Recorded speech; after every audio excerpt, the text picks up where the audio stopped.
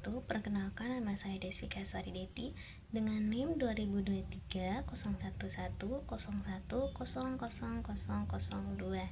Saya membuat video ini untuk memenuhi tugas teknologi pengajaran bahasa yang diampu oleh dosen Bapak Supratman MPD, Program Studi Pendidikan Bahasa dan Sastra Indonesia, Fakultas Keguruan dan Ilmu Pendidikan Universitas Muhammadiyah Mataram. Kali ini saya akan membahas beberapa materi yang berada pada buku ini. Yang di dalam buku ini terdapat 8 bab. Saya akan membahas satu-satu pada bab buku tersebut. Bab 1, tinjauan historis lahirnya teknologi pengajaran. Pada bab ini membahas mengenai sejarah perkembangan teknologi pengajaran. Salah satunya pada metode kaum sufi. Kaum sufi memiliki pendekatan unik dalam pendidikan dan pengajaran yang memadukan nilai-nilai spiritual, etika, dan psikologi manusia. Metode ini bertujuan tidak hanya untuk mentransfer pengetahuan, tetapi juga untuk membentuk karakter dan meningkatkan kedekatan seseorang dengan Allah. Dalam konteks teknologi pengajaran, beberapa aspek sejarah metode kaum sufi mencakup 1. Prinsip pendidikan holistik. Kaum sufi mengintegrasikan pengajaran intelektual dan pengembangan spiritual. Misalnya, Al-Ghazali menekankan pentingnya keseimbangan antara ilmu duniawi dan ilmu ukhrawi.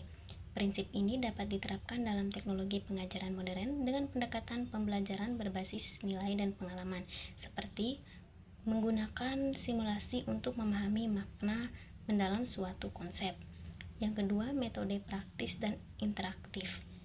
Tazkiyah al-nafs, yaitu pembersihan jiwa. Guru sufi menggunakan pendekatan praktik langsung seperti zikir, tafakur, dan latihan spiritual lainnya yang berupa dengan metode pembelajaran aktif modern. Dalam teknologi ini diterjemahkan menjadi alat pembelajaran interaktif yang melibatkan siswa secara emosional dan mental. Yang ketiga, penerapan kisah dan simbolisme. Kaum sufi sering menggunakan kisah-kisah atau hikayat dan simbolisme dalam pengajaran. Cerita dari Matnawi, karya Rumi misalnya, mengandung pembelajaran moral yang mendalam. Dalam teknologi ini menginspirasi media pengajaran berbasis cerita, animasi, atau simulasi interaktif. Yang keempat, pembelajaran kolaboratif. Pengajaran dalam terkait sufi sering dilakukan dalam bentukan halakat atau lingkaran belajar, di mana guru dan murid berdiskusi. Teknologi modern seperti platform diskusi daring, forum belajar, atau kelas kolaborasi berbasis video yang mencerminkan semangat. Yang kelima, personalisasi pembelajaran. Guru sufi mengenal murid-murid mereka secara pribadi dan menyesuaikan metode pengajaran dengan kebutuhan individu. Teknologi pengajaran modern dapat menggunakan kecerdasan buatan AI untuk menyediakan pembelajaran yang dipersonalisasi. Yang keenam, penggunaan seni sebagai media pengajaran. Seni seperti puisi, kaligrafi, dan musik digunakan kaum sufi untuk menyampaikan pelajaran spiritual. Dalam teknologi ini dapat diterapkan dalam desain audio visual yang menarik seperti video pendidikan, aplikasi gamifikasi, atau media pembelajaran berbasis seni. Dengan mengintegrasikan prinsip-prinsip kaum sufi ke dalam teknologi pengajaran modern, pendidikan tidak hanya berfokus pada transfer informasi, tetapi juga membangun jiwa moral dan kesadaran spiritual peserta didik. Bab 2, landasan teknologi pengajaran. Yang pertama, landasan filosofis, yaitu menekankan pada nilai-nilai dan prinsip dasar yang mendasari pendidikan, seperti pemahaman tentang tujuan pendidikan, hakikat manusia, dan konsep kebenaran. Filosofis pendidikan berperan penting dalam menentukan arah dan tujuan pembelajaran. 2. Landasan sosiologis, berfokus pada hubungan antara pendidikan dan masyarakat. Sosiologi pendidikan mempelajari bagaimana struktur sosial, norma, serta nilai-nilai budaya mempengaruhi sistem pendidikan dan proses pembelajaran dalam masyarakat. Yang ketiga, landasan psikologis, berkaitan dengan teori-teori psikologi yang mempengaruhi proses belajar. Ini mencakup pemahaman tentang pengembangan kognitif, emosi, dan motivasi siswa yang berpengaruh pada cara mereka belajar dan berinteraksi dalam pembelajaran. Seluruh landasan tersebut saling berhubungan dan penting untuk menciptakan proses pembelajaran yang holistik dan sesuai dengan kebutuhan peserta didik. Bab 3. Ruang lingkup teknologi pengajaran. Ruang lingkup teknologi pengajaran mencakup penggunaan berbagai alat, sumber daya, dan media teknologi untuk meningkatkan proses pembelajaran. Pengertian teknologi pengajaran merujuk pada penerapan teknologi dalam penyampaian materi ajar dengan tujuan meningkatkan efektivitas dan efisiensi proses belajar mengajar. Batasan ruang lingkup dapat mencakup 1. Penggunaan perangkat kertas seperti komputer, proyektor, dan alat bantu lainnya dalam kertas. 2. Penggunaan perangkat lunak atau software yang berfokus pada aplikasi pembelajaran, sistem manajemen pembelajaran atau LMS, dan program pendidikan berbasis teknologi. 3. Multimedia dan internet sebagai sarana untuk menyajikan materi ajar mencakup melalui video, gambar, dan interaksi daring.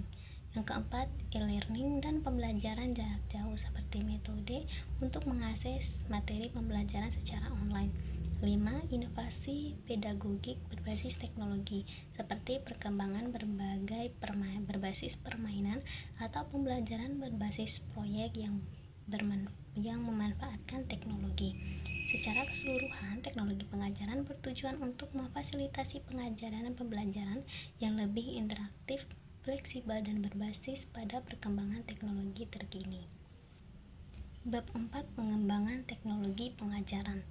Teknologi pengajaran merujuk pada penggunaan alat dan perangkat digital untuk meningkatkan kualitas pengajaran. Ini mencakup penggunaan perangkat lunak, platform pembelajaran online, aplikasi pendidikan, serta integrasi perangkat kertas seperti komputer, proyektor, dan tablet. Pengembangan teknologi ini memungkinkan proses pembelajaran yang lebih interaktif, fleksibel, dan menarik bagi siswa. Yang pertama, alat bantu visual. Alat bantu visual adalah media yang digunakan untuk membantu menjelaskan konsep secara visual sehingga siswa lebih mudah memahami materi. Contoh alat bantu visual antara lain diagram, grafik, peta konsep, gambar, dan infografis. Alat ini sangat berguna untuk materi yang memerlukan ilustrasi atau penjelasan yang kompleks, seperti dalam pembelajaran sains atau matematika. 2. Alat bantu audiovisual. Alat bantu audiovisual menggabungkan unsur suara dan gambar untuk menyampaikan materi pembelajaran. Ini bisa berupa video, animasi, presentasi multimedia, atau rekaman audio yang disertai gambar ataupun animasi. Alat bantu ini meningkatkan pengalaman belajar dengan memberikan konteks lebih kaya dan dapat menarik perhatian siswa dengan cara yang lebih dinamis. Penggunaan audiovisual sangat efektif dalam pembelajaran bahasa, seni, sejarah, dan lain-lain. Ketiga, pendekatan sistem dalam pembelajaran. Pendekatan sistem dalam pembelajaran melibatkan perorganisasian seluruh elemen pendidikan seperti guru, siswa, materi, dan teknologi secara struktur untuk mencapai tujuan pembelajaran secara efektif. Pendekatan ini memandang pembelajaran sebagai sebuah sistem yang saling berhubungan dengan setiap bagian saling mempengaruhi. Misalnya, teknologi mengajar dan alat bantu visual akan dirancang sedemikian rupa untuk mendukung kurikulum dan strategi pembelajaran yang diterapkan. Gabungan dari tiga elemen ini membantu menciptakan lingkungan pembelajaran yang lebih efektif, menarik, dan mudah diakses, serta dapat mendukung berbagai gaya belajar siswa. Bab 5. Sumber belajar sebagai komponen sistem pengajaran. 1. Komponen sistem pengajaran. Sumber belajar merupakan salah satu komponen penting dalam sistem pengajaran yang mendukung guru dalam menyampaikan materi dan memungkinkan siswa untuk memahami dan menguasai topik yang diajarkan. Tujuan pembelajaran yaitu menentukan apa yang ingin dicapai dalam proses pembelajaran. Kurikulum yaitu menyusun materi dan kegiatan pembelajaran yang relevan. Guru dan siswa sebagai pengelola dan penerima pembelajaran yang memanfaatkan sumber belajar. mengevaluasi penilaian terhadap pencapaian tujuan pembelajaran. Yang kedua yaitu komponen dan faktor sumber belajar. Bahasa bahan ajar, itu buku, artikel, jurnal, dan bahan relevan lainnya yang memberikan informasi terkait materi yang diajarkan. Alat pembelajaran, peralatan fisik seperti komputer, papan tulis, proyektor, dan perangkat lainnya yang mendukung pembelajaran. Media pembelajaran bisa berupa media visual, audio, atau multimedia seperti video, slide, atau aplikasi pembelajaran. Lingkungan, alam sekitar, ruang kelas, atau lingkungan online yang dapat digunakan sebagai sumber belajar. Keahlian guru yaitu penguasaan guru terhadap materi dan kemampuan dalam mengelola sumber belajar. Yang ketiga, memilih sumber belajar. Relevansi yaitu pastikan sumber belajar sesuai dengan tujuan dan materi pembelajaran. Kualitas yaitu memilih sumber yang memiliki kredibilitas dan berkualitas tinggi. Aksesibilitas, sumber belajar harus mudah diakses oleh siswa, baik dalam hal fisik, lokasi, maupun dalam format yang mudah digunakan. Beragam, yaitu pilih sumber yang beragam untuk menyampaikan dengan berbagai gaya belajar siswa. Bab 6 yaitu pendekatan sistem dalam teknologi pengajaran, ialah merujuk pada penerapan prinsip-prinsip sistem untuk merancang, mengembangkan, dan mengevaluasi proses pengajaran secara lebih aktif. Pendekatan ini memandang proses pengajaran sebagai sebuah sistem yang terdiri dari beberapa komponen yang saling berinteraksi dan mendukung tujuan pendidikan. Salah satunya model pengembangan sistem pengajaran. Yang pertama, model ADDIE, yaitu menganalisis kebutuhan pengajaran dan karakteristik siswa. Desain yaitu merancang materi dan strategi pengajaran. Development yaitu mengembangkan materi pengajaran sesuai dengan desain. Implementation yaitu menerapkan materi pengajaran di dalam kelas. Evaluasi mengevaluasi efektivitas pengajaran dan sistemnya. Yang kedua, model SAM. Model ini lebih fleksibel dan berfokus pada interaksi dalam setiap tahapan pengembangan. Penerapan dan evaluasi dapat dilakukan secara berulang untuk meningkatkan kualitas pengajaran. 3. Model Dix dan Carriage berfokus pada analisis kebutuhan, rancangan tujuan pembelajaran yang jelas, dan evaluasi pembelajaran yang meningkatkan kualitas pengajaran. Yang kedua, contoh penggunaan sistem pengajaran. Sistem pembelajaran berbasis komputer atau komputer basis learning, sistem yang menggunakan perangkat kertas dan perangkat lunak untuk mendukung pembelajaran, seperti pembelajaran penggunaan aplikasi atau platform pembelajaran online yang dapat menyelesaikan materi sesuai kebutuhan siswa. Sistem pembelajaran adaptif, penggunaan teknologi untuk menyampaikan materi agar dengan kecepatan dan gaya belajar masing-masing siswa, memungkinkan mereka untuk belajar sesuai dengan kemampuan mereka sendiri. E-learning, penggunaan platform online untuk menyampaikan materi ajar seperti penggunaan LMS, Learning Management System, di mana guru dapat mengelola materi ujian dan komunikasi dengan siswa. Pendekatan sistem membantu memastikan bahwa semua komponen dalam pengajaran, yaitu guru, materi, teknologi, siswa, dan evaluasi, saling mendukung untuk mencapai hasil yang optimal. Bab 7. Pengajaran individual. Pengajaran individual adalah metode pembelajaran direncana untuk memenuhi kebutuhan, kemampuan, dan minat individu siswa. Dalam pendekatan ini, siswa belajar dengan kecepatan dan cara yang sesuai dengan kemampuan mereka. Adapun ciri-ciri pengajaran individual, itu berfokus pada kebutuhan individu siswa. Siswa dapat belajar sesuai dengan kecepatan mereka sendiri. Kedua, guru berperan sebagai fasilitator dan mentor, sering menggunakan bahan belajar mandiri seperti modul, buku panduan, atau teknologi. Adapun keuntungannya yaitu memberikan fleksibilitas waktu belajar.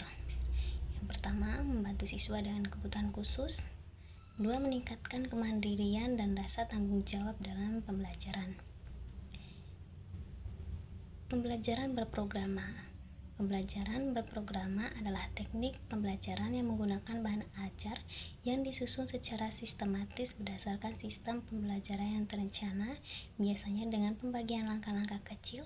Setiap langkah memerlukan respon dari siswa sebelum melanjutkan ke langkah berikutnya. Adapun ciri-ciri pembelajaran berprograma. Yang pertama, terdapat tujuan yang jelas pada setiap langkah. 2. Materi yang diajarkan secara bertahap dan sistematis. 3. Flashback diberikan langsung setelah siswa menjawab. Yang keempat, sering digunakan dalam modul atau perangkat lunak pembelajaran. Contohnya, modul pembelajaran dengan tes di setiap akhir bab. Aplikasi pembelajaran interaktif seperti Duolingo dan Khan Academy. Keuntungan siswa dapat belajar mandiri. Proses belajar menjadi lebih struktur, memungkinkan evaluasi langsung atas pemahaman siswa. Yang kedua, peranan komputer. Yang kedua, peranan komputer dalam pendidikan. Komputer telah menjadi alat penting dalam dunia pendidikan untuk meningkatkan efisiensi dan efektivitas pembelajaran. Peran komputer dalam pendidikan sebagai media pembelajaran. Komputer digunakan untuk menyampaikan materi melalui video, presentasi, atau simulasi interaktif. Pengelolaan administrasi, komputer membantu dalam manajemen data siswa, jadwal, dan penilaian. Bab 8. Evaluasi pembelajaran. Yang pertama, evaluasi proses pengajaran. Evaluasi ini berfokus pada bagaimana pembelajaran dilakukan, termasuk metode, strategi, dan aktivitas yang digunakan dalam proses pembelajaran berlangsung. Tujuan yaitu menilai keefektifan metode dan strategi pembelajaran, mengidentifikasi hambatan dalam proses pembelajaran, memastikan keterlibatan siswa dalam setiap pembelajaran.